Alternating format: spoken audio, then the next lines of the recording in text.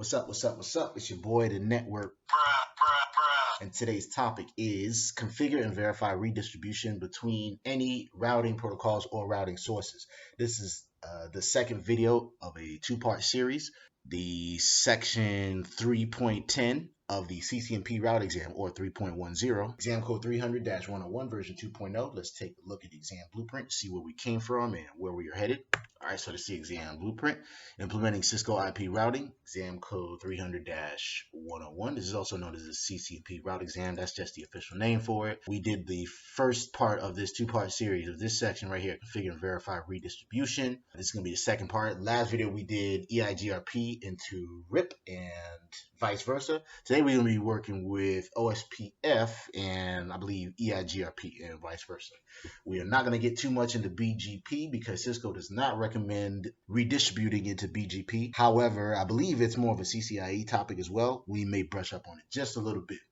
After that, we're going to move on to manual and auto summarization. So we talked about what route redistribution is. It's basically like if you got two different languages or two different routing protocols and you need to exchange routes between two different routing protocols, that's where redistribution comes in, right? You just need to have a router that speaks both routing protocols.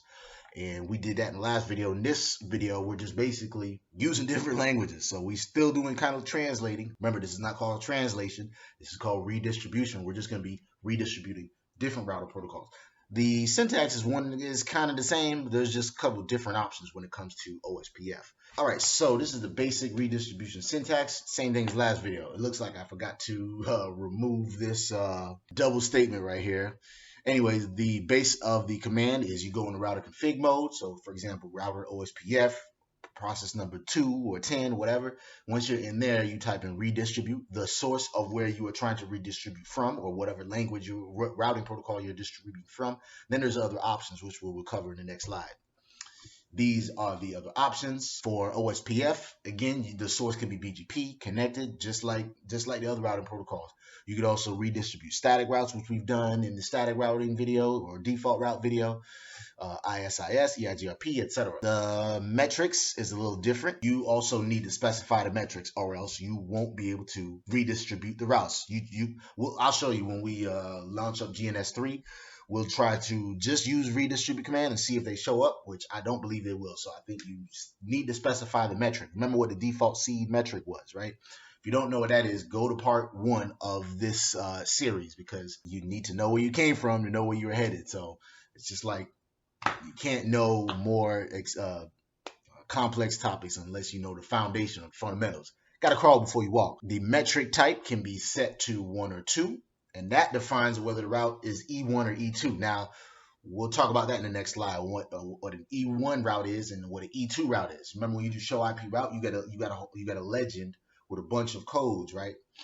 I'll show y'all. Anyways, you could also do a tag. We'll cover tagging more in depth with route map video. That's also used to prevent loops from happening. So just like in spanning tree, when you are redistributing, and you have 2 redistribution points, you can cause a loop, a routing loop. Luckily, in layer 3, we have time to live, so you can the loop will kind of die off after so many hops, but that's still something you want to try to prevent. And tagging is one of those ways that can help prevent that. Again, we're going to do a route map video, so that applies. That option right there applies to route map logic, to the distributed routes. The main thing that's different with OSPF is the subnets. I believe you got to do this with EIGRP. No, it says right there. This is unique to OSPF only. So when you are redistributing routes, you know how you got classful and classless subnets, right? You got the /8, /16, 24, and 32, right? Those are classful. But if you want to redistribute routes that are not those subnet masks, which is /8, 16, 24, you need to use this subnet keyword right here, and then you'll be able to redistribute classless subnets. Again, this is unique to OSPF only. I thought I did this with the EIGRP as well. Yeah, I thought I did that with the EIGRP command. We'll experiment with that. So when you're redistributing routes, there's different LSA types that are sent in redistribution. OSPF will create a type 5 LSA for each redistributed route, unless inside an NSSA. If you don't know what that is, that's I believe non-stubby. I can't even remember, but we'll do a video on that. It has something to do with stub networks. It will create a Type 7 LSA. We'll discuss LSA types as well later on in the CCNP playlist. Just like EIGRP, you also need to set default metric. That's what needs to be. That's what is the same as EIGRP. That's what I got confused with.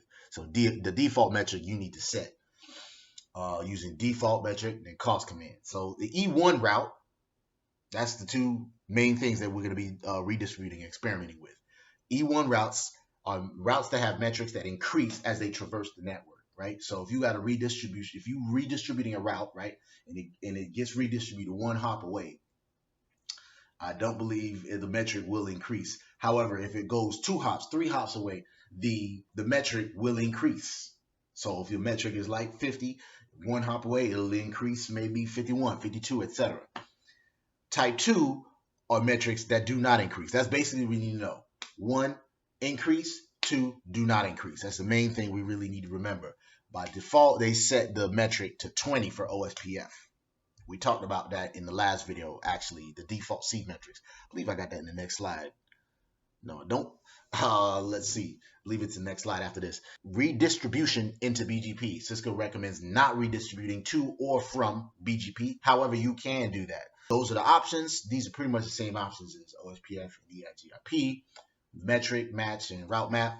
Again, we'll discuss route map in a totally different series. I've mentioned that. I want to say that's probably the 10th time I said this, but we'll get to route maps. Yeah, I know. I heard you the first time. Again, this is the slide that I was talking about that I thought was next. Seed metrics. The default seed metric for RIP is infinity. Remember, the metric that RIP uses is hop counts. Maximum hop counts is 15. Beyond that, it'll consider it infinity and drop the route. So same thing with EIGRP. However, EIGRP uses those 5 different metrics, right? It's like bandwidth, delay, and those are the main 2 that it uses as a metric. OSPF, the default seed metric, is 20 for all except BGP when you're redistributing routes. BGP, the metric is set to, it stays the same basically. That's what this is saying. It stays the same as the other routing protocol. So for example, if you have an EIGRP route you're redistributing into BGP, it's going to set the metric to whatever EIGRP had it. So again, you can prevent loops by modifying the AD, because remember, when you're redistributing routes, it'll take the administrative distance. There's default administrative distances for external routes. I probably should have had a slide on that. If you want to know what those are, go into the AD playlist. I'm sorry, the administrative distance video on the CCNP playlist. I'll bring it up. Let's bring it up. Let me Google it real quick for y'all. So here are the default administrative distances, right? When you're redistributing routes, this is what we're kind of concerned with. They're mostly external routes. External 170, external EIGRP 90. That ain't right. That ain't right. This is internal. I'm sorry. This is internal. EIGRP is 90.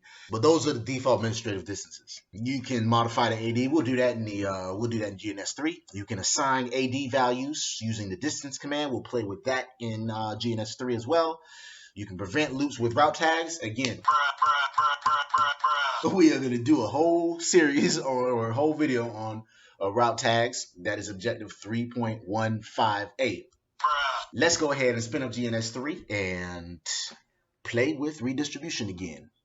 But it's OSPF this time. All right, we back in a different setting. No, I didn't just change gears. We are just resuming this video on another day because I had things to do. Anyways, so this is the topic, the topology, that we're going to be working with today. This is a continuation from the last lab. Let's go ahead and start it up real quick. Make sure we start up all our devices. Pop quiz for y'all today. What is the flag there at the bottom? If you know the answer to that, please put the answer at the bottom below, in the comments below. We have a couple tasks this time. I'm going to start doing that with my GNS3 labs, so that way we know what to look for. So right now we have, all we did was added router 4. This is a continuation from part 1 from last video, which is the last video. And we also added router 5 just to kind of make maybe a multi-point distribution. We may or may not do that. I added this guy to create a routing loop.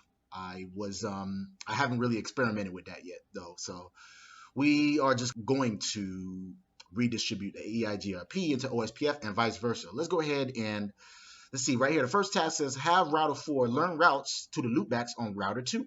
Here are the loopbacks. We need router 4 to know about these loopbacks, right? He is in OSPF area 0, as you can see. And how are we going to do that? We need somebody to what? Translate between the two languages or routing protocols. We're going to use router 2 as the translator or the person that will redistribute the routes. I'm just getting tongue twisted today. And also it says here, ensure router 4 learns the classless route. We need to ensure router 4 can ping router 2 and vice versa. Step 4 says to experiment with the redistributed metrics. And then we're going to modify the AD values with the distance command. And then we're going to change the E2 routes to E1. Let's go ahead and console in router 4. Looks like it's waiting for OSPF. Detected a duplicate router ID somehow. I don't know where he got 444 from. Who else is 444? Oh no. Let's see what that problem is here. Somebody else got 444. Show IP interface brief. Let's go ahead and exclude the unassigned. We got loopback 1 is 444, right? Quad 4. Let's take a look at router 5. Not doubt that. Let's look at router 1. Because he's the only one that's in OSPF right now. Try to use the section command as much as you can, or exclude. You don't want to run a whole show run. You may catch me doing that, but you want to try to eliminate, try to eliminate that bad habit. You want to just try to pipe your show run outputs to stuff that you're exactly looking for. Let's do a show IP interface brief, exclude unassigned, and there is our problem. Router 1 has the loopback quad 4. So let's go ahead and fix that problem. He's supposed to be quad 1. I don't know how that happened. Configure terminal interface loop 1 router ID. I'm sorry, IP address quad 1 255 255 255 255. That should resolve our problem. Let's go ahead and clear IP. Let's actually get out of this. Let's do a copy run start. Let's get out of this. Clear IP OSPF process. Yes, that way we ain't got to reload the whole router. I believe GNS3 be crashing on me sometimes. And hopefully we don't have that problem anymore. That should resolve our problem. All right, so let's go ahead and look at the routes that router 1 knows about. Router 1 is the guy, I'm sorry, router 4. This is the new guy in this flag right here, OSPF domain. Again, if you know what that flag is, put it in the comments below. Show IP routes. Here goes our legend. Right now he knows about the 4 network. This quad 4, which is on his own. This is his own loopback that's on here. That right there, right? He knows about the 200 network, which is the loopback. The other loopback, which is right there. It says it right there. The 100, which is his own loopback, and this 2.0, 168.2.0 that's directly connected. That's the physical interface, the fast Ethernet. That's this link right here. All right, so let's see what router 2 know about, since we're going to be pinging both ways, right? He obviously is in EIGRP 12 domain. He's also in the RIP domain. We show what his routing table looked like in the last video. Let's go ahead and console into him. Show IP route. Right now, he's got a couple connected interfaces, his loopbacks. This is an EIGRP route, quad 1. That is this guy, so he knows about them. These two are EIGRP neighbors, as you can see, in this flag right here, right? If you know that one, go ahead and put that in the comments below. So these two are EIGRP neighbors. That's how come he know about that route. The 2 and the 3. So the 2 is his own loopback. The 3 is... that's this network right here. We did that in the last video. So he knows everything except he don't know nothing about this new router right here, router 4. So let's go ahead and have router 1 do some translation for these guys. Not translation, redistribution for these guys. I always say translate because remember that translate because that's just the analogy I came up with. Don't call it translation. This is just something I call it. So let's go ahead and go to router 1. He's going to be our translator or redistributor. Router 1 right here.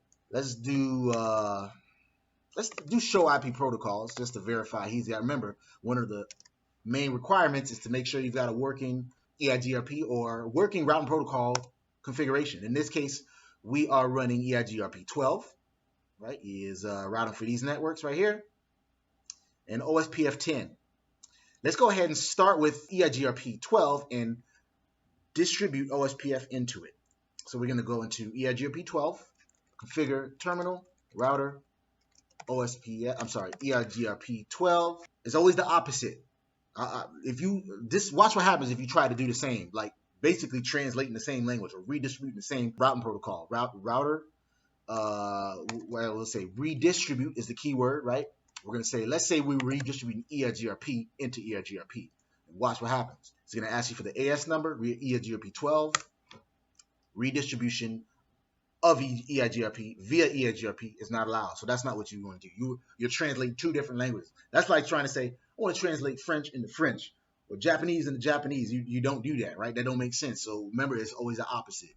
In this case, we are redistributing OSPF 10. Let's see what other options we have, right? We can match, metric, route map. We'll just leave it at, let's play with the metrics because that's going to be one of our tasks, right? Yeah, experiment redistributed metrics. Let's go metric. Actually, let's leave that for now. We'll just redistribute OSPF 10 and see what happens. We are redistributing OSPF 10 into EIGRP, right? So OSPF into EIGRP. Let's take a look at router 2 and see what he knows now. Show IP route. This is what his routing table looked like before, right?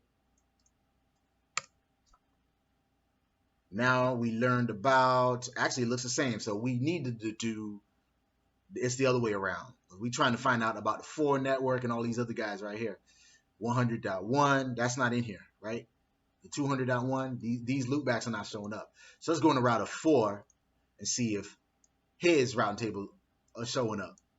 Or his loopbacks are showing up. Show IP route. Still looking the same. So let's play with the metrics. Let's go into router 1 and redistribute OSPF 10 metric. Let's say 256. EIGRP delay metric. Let's just do 1.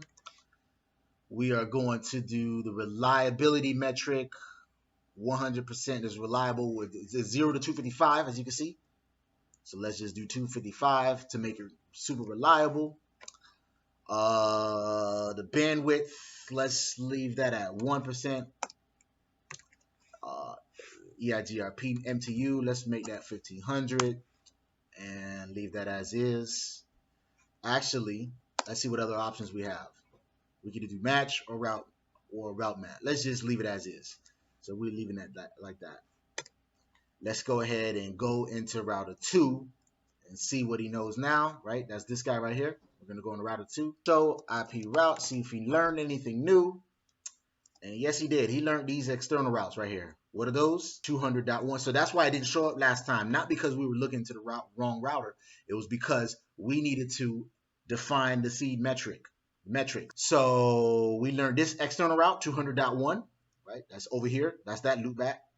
We also learned about 100.1 and also the 2.0. 100.1, which is the other loopback, and the 2.0. So we learned about these loopbacks and that right there, that link right there, that route.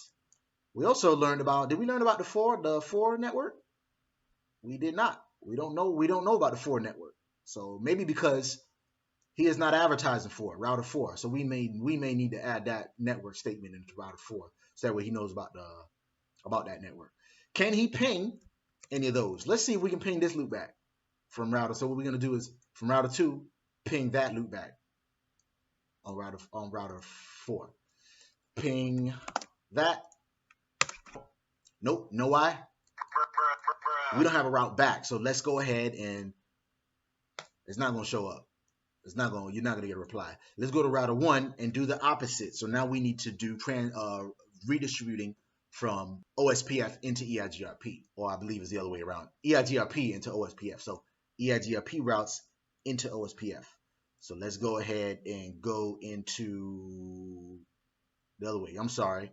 Yeah, OSPF into EIGRP. So let's go into router OSPF 10. Router OSPF 10.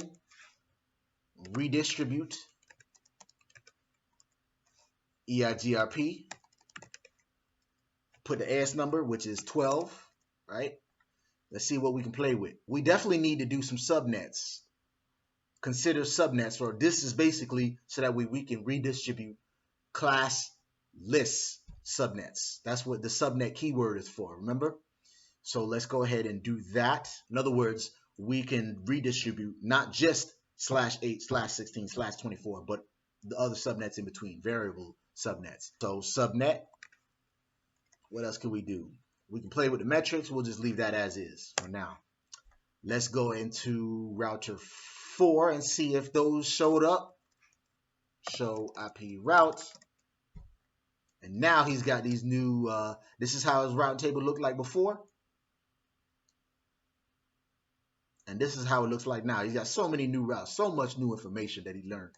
It's pretty. It's so pretty. Go with Sizzler. We go with Sizzler.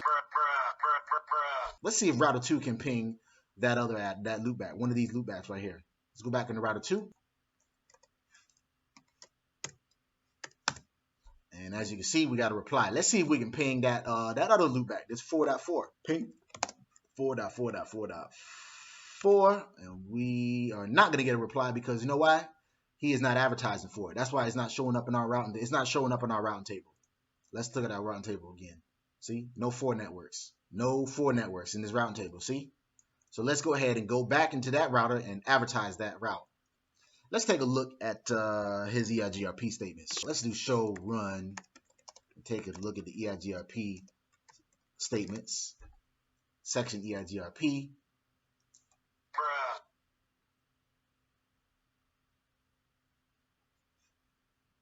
Nothing. Let's show IP protocols. All right, he is running. No, he's in the OSPF domain. I'm sorry, he's in the OSPF domain. So what we needed to do is show run section OSPF.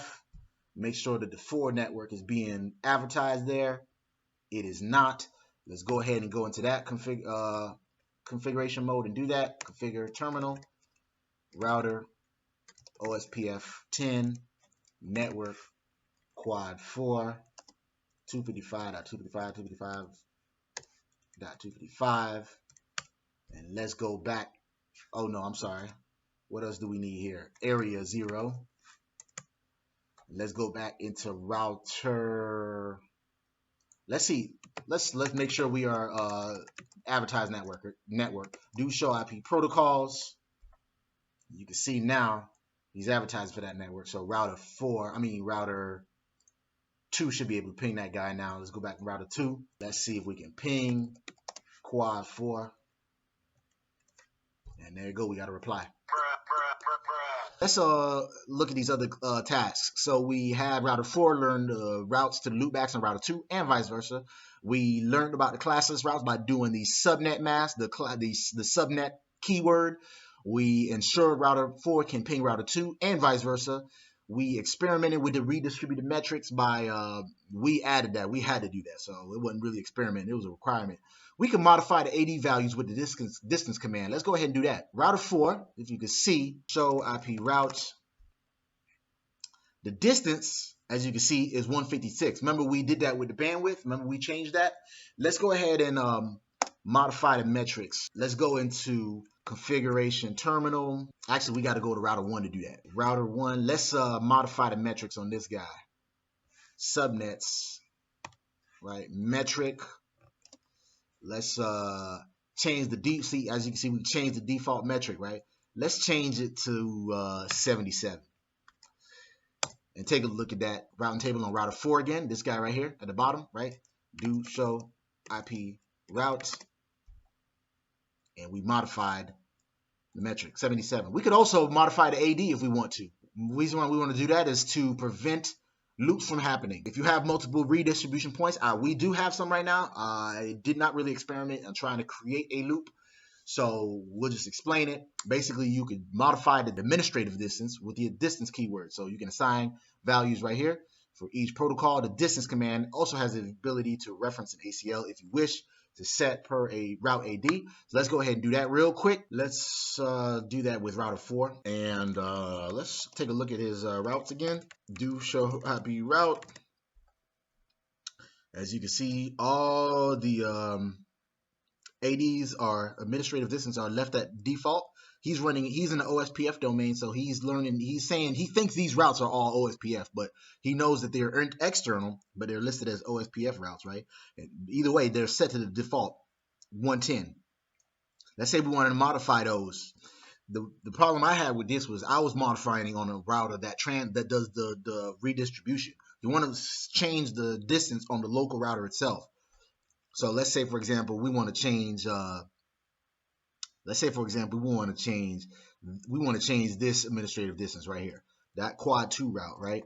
And reason why we want to do this is because we want to prevent loops from happening. So you look at that topology again, you'll see that we have 2 routers that know EIGRP and OSPF. I didn't configure router 5 to do it, but let's say we did. We would have 2 ways that we can learn routes from, and a loop could happen. If you look at it sideways, it kind of looks like a spanning tree topology. So a possible loop could happen. The way we could prevent that is by modifying the administrative distance. Let's go ahead back into router 4 and do that. So we are going to try to change the administrative distance on this quad 2 route right here. Right now it's set to 110. We already changed the metric to 77. So let's go back into router OSPF 10, process number 10, right? And let's say distance, and you can see right here, there's our options. Let's say the administrative distance for what you want to do is set it to be higher than the other ones. EIGRP already did that by setting external routes to 170, internal routes to what? 90.